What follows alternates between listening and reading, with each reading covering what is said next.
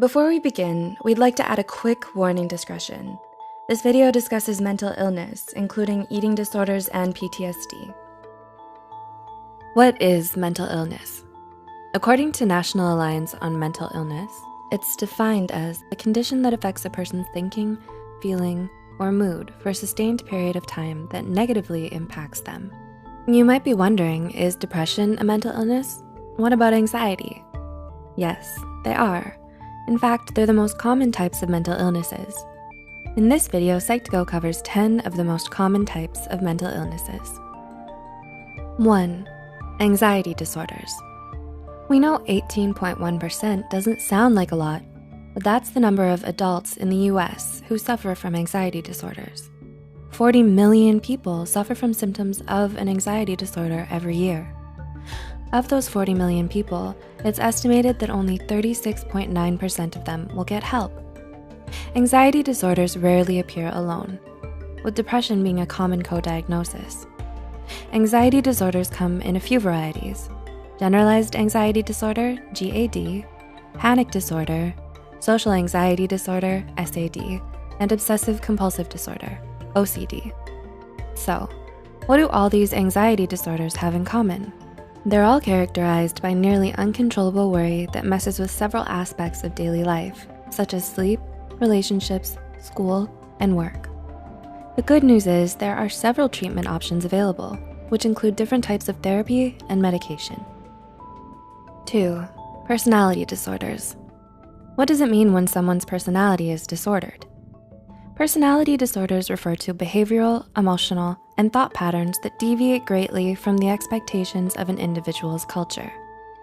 The National Institute of Mental Health suggests that 9.1% of the population has the traits of a personality disorder. So what does this look like in real life? Could anyone who's a little different be diagnosed with a personality disorder? Well, according to the diagnostic criteria in the DSM-V, these differences must be causing the individual significant amounts of distress in the way they see themselves, others, and situations, inappropriate or exaggerated emotional responses, impulse control, and how well the individual relates to and functions around others. Personality disorders can't be cured, but thankfully they can be treated. This treatment consists of combinations of medications for the underlying mental health issues, as well as talk therapy. 3. Attention deficit hyperactivity disorder. If we say ADHD, what comes to mind? The stereotype of a person diagnosed with ADHD is usually a small child who's bouncing off the walls or can't finish a task. However, between 7.8% and 11% of children aged 4 to 17 are diagnosed with ADHD any given year. ADHD affects people of all ages and includes multiple symptoms, such as inability to concentrate, forgetfulness, inability to sit still, restlessness, and losing things. An individual's symptoms vary depending on their age, gender, and type of ADHD. Did you know there's actually 3 recognized types of ADHD? They're ADHD, combined type ADHD, impulsive hyperactive type, and ADHD inattentive and distractible type. Most people think meds are the only way to control ADHD, but many people diagnosed with the disorder find relief by using a combination of medications, life coaching, education, and talk therapy. 4. Post-traumatic stress disorder. Did you know that an estimated 6.8% of the US population will develop some form of post-traumatic stress disorder? That's about 19 million people in the US alone. So how does this happen? You, me, everybody will get stressed out by something in our lives. Some people will come across something so stressful that it affects them permanently. For many of them, this stress becomes trauma. A traumatic event is considered any event that should not have happened, such as a natural disaster, an assault, childhood neglect, abuse, starvation, and so on.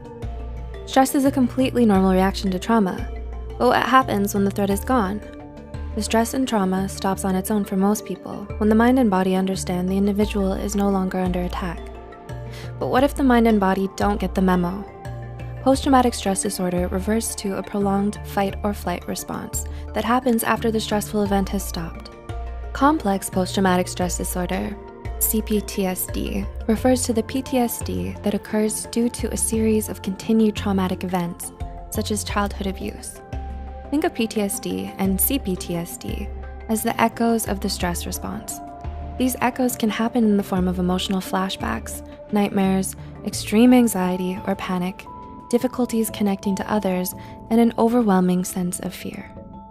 So how does someone get help for something so overwhelming?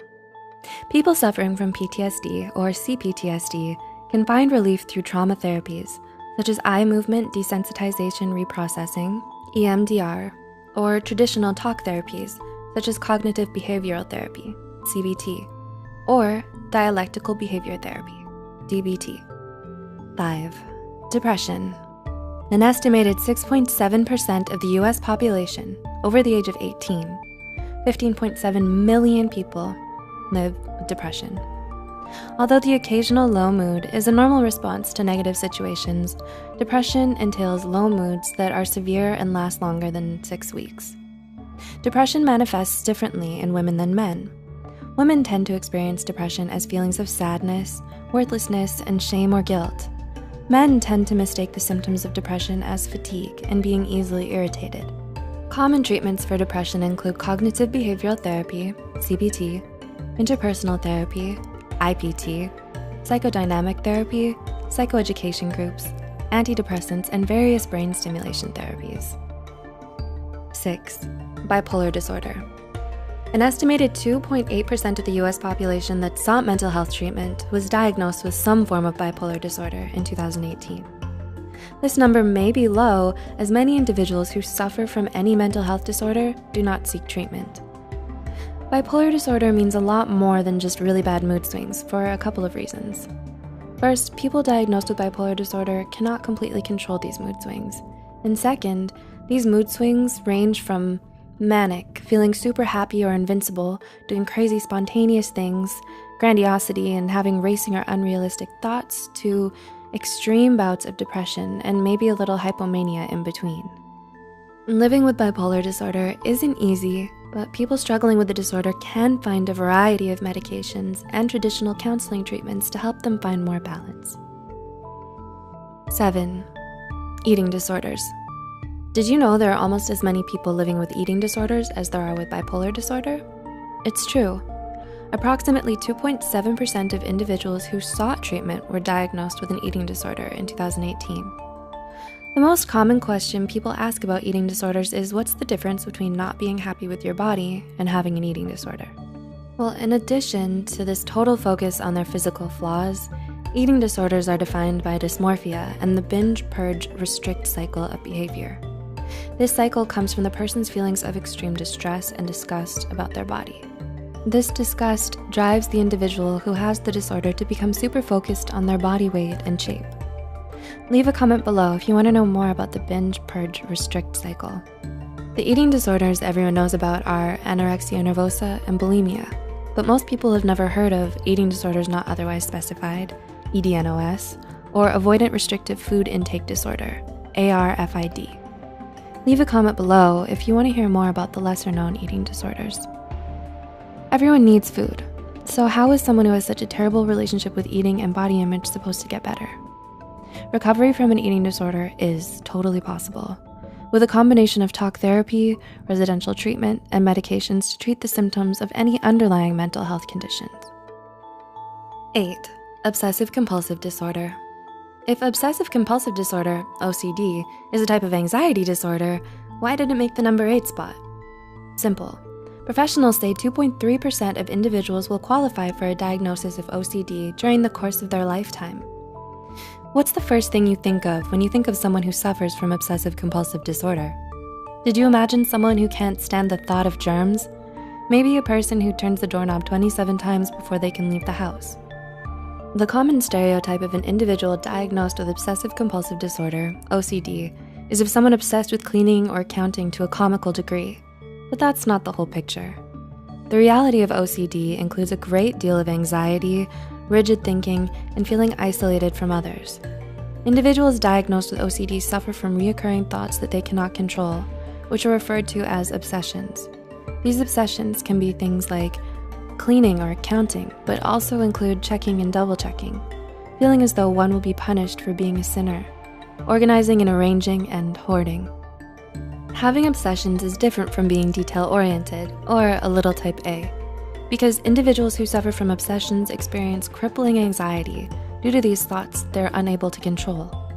The compulsions are the actions, such as cleaning, hand washing, arranging, and hoarding, that individuals use to cope with overwhelming anxiety and rigid thinking. So what is someone who lives with the reality of OCD to do? Although there's no cure for OCD, a combination of medical and talk therapy will help them manage their symptoms effectively. 9. Autism spectrum disorder, ASD. We've been hearing more and more about autism spectrum disorder, ASD, in recent years. That's because approximately 1.2% of children, 1 in 59 children, will qualify for diagnosis of autism spectrum disorder in the coming year. ASD begins in childhood, but many individuals are not diagnosed until adolescence or adulthood. ASD is characterized by significantly impaired social interactions, learning, and communication. Individuals with ASD may seem eccentric or unemotional to others, as they do not understand normal social cues. Some of these odd behaviors include seeming off in their own world, repetitive thoughts or behaviors, restricted interests, poor eye contact, and difficulty communicating with others to the point their functioning is greatly impaired. The most common treatments for ASD include special education classes, applied behavioral analysis, ABA therapy, occupational therapy, speech therapy, behavioral management therapy, and medication management. And 10, schizophrenia and psychotic disorders. Did you know 3 out of 100 people will experience the symptoms of psychosis in their lifetime? Yep, this means 1% of the population suffers from a psychotic disorder. People usually have their first psychotic break between the ages of 16 and 30, which means approximately 100,000 adolescents and adults will experience their first psychotic break every year. This does not mean everyone who experiences psychosis will always have a psychotic disorder. Medical and environmental or situational factors such as extreme stress, certain prescriptions, and illicit drugs can induce temporary psychosis. For individuals with a psychotic disorder, however, the symptoms last longer than 6 months. So, what is psychosis anyway?